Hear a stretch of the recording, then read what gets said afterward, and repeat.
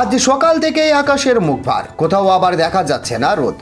আবহাওয়া দপ্তর আগে জানিয়েছে আজ দক্ষিণবঙ্গের একাধিক জেলায় বজ্রবিদ্যুৎ সহ বৃষ্টিপাত হতে পারে। শহর কলকাতায় যেমন ঝড় বৃষ্টির পূর্বাভাস রয়েছে, কোন কোন জেলায় দুর্যোগের সম্ভাবনা বেশি।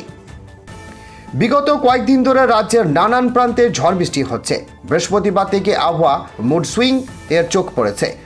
আজ বর্ষণধারায় বজায় থাকবে বলে জানিয়েছেন আবহাওয়া দপ্তর। আজ দক্ষিণবঙ্গের 11টি জেলায় বজ্রবিদ্যুৎ সহ বিক্ষিপ্ত বৃষ্টিপাতের পূর্বাভাস জারি করেছে। তবে এর মধ্যে 3টি জেলায় দুর্যোগের আশঙ্কা সবথেকে বেশি। আলিপুর আবহাওয়া দপ্তর এও জানিয়েছে আজ উত্তর 24 পরগনা, দক্ষিণ 24 পরগনা এবং নদিয়ায় দুর্যোগের সম্ভাবনা সবচেয়ে বেশি রয়েছে।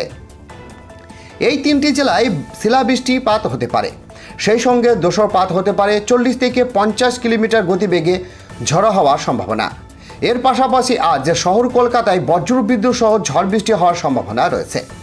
তো বন্ধুরা, বিস্তারিত জানতে হলে ভিডিওটিকে সম্পূর্ণ দেখবেন, ভালো লাগলে একটি লাইক করবেন।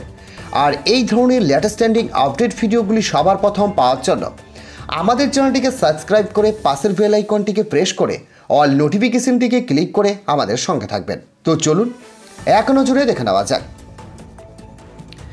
দক্ষিণবঙ্গের পাশাপাশি উত্তরবঙ্গের জেলাগুলিতে আজ বজ্রবিদ্যুৎ সহ বৃষ্টিপাত হতে পারে।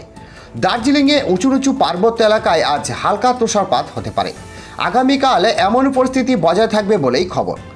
উত্তরবঙ্গের জলপাইগুড়ি, কোচবিহার, আলিপুরদুয়ার, কালিম্পং এবং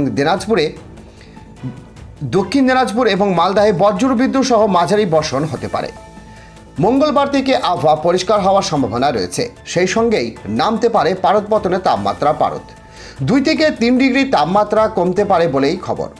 আবহাওয়াবিদরা জানাচ্ছে বৃষ্টির জেরে আগামী 2 থেকে 3 দিনে তাপমাত্রা 2 থেকে 3 ডিগ্রি সেলসিয়াস কমার সম্ভাবনা রয়েছে আজ। তবে উত্তরবঙ্গ এবং দক্ষিণবঙ্গ সহ সমগ্র রাজ্য জুড়ে এই ঝড় বৃষ্টির কারণে শস্যর ক্ষতি হওয়ার আশঙ্কা তৈরি হচ্ছে। বিশেষ করে আলু চাষের সবথেকে বেশি ক্ষতি হতে পারে বলে অনুমান করছেন কৃষি বিশেষজ্ঞরা, এমনটাই জানিয়েছেন তারা।